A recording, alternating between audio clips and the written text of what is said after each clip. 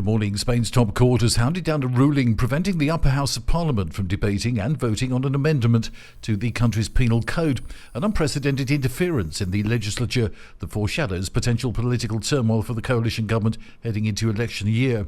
The Constitutional Court ended a 9-hour debate on Monday by accepting an appeal by the main right-wing opposition Popular Party to halt the passage through Parliament of a reform on how judges are elected to certain judicial bodies, including the Constitutional Court itself.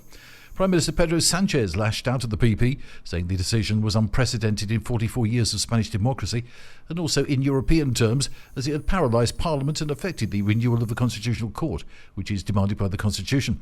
He said the Popular Party's aim was to retain by spurious means power that these citizens denied them in the elections. He called for serenity and promised the government would work to break the judicial deadlock with whatever measures were necessary. The government will ask the European Union for loans worth €84 billion and a further €7.7 billion in grants as part of the bloc's COVID-19 recovery package, so the Economy Minister Nadia Calviño said yesterday. That means that Spain will seek its full allotment under the European Pandemic Relief Package worth a total of more than €800 billion, as well as the use of €2.6 billion in new Repower EU aid, aimed at improving energy security in Europe following Russia's invasion of Ukraine. The next stage of the recovery plan must be approved by Brussels within 2 months after Madrid formally requests the funds, and their disbursement will be linked to new reforms and milestones. The government estimates that the EU grants and loans will on average add 2.6 percentage points to gross domestic product annually through 2031.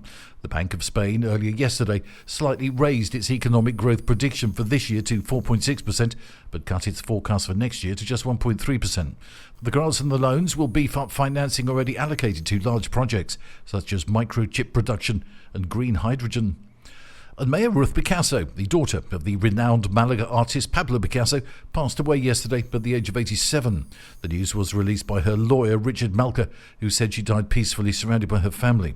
Maya was born in the French town of Boulogne-Billancourt in 1935. She was recognised as an expert in her father's paintings, starring in various donations of the artist's legacy to different museums. Her death occurred at the beginning of Picasso Year, on the occasion of the 50th anniversary of the artist's death. That's the latest from TRE. I'm Bob James.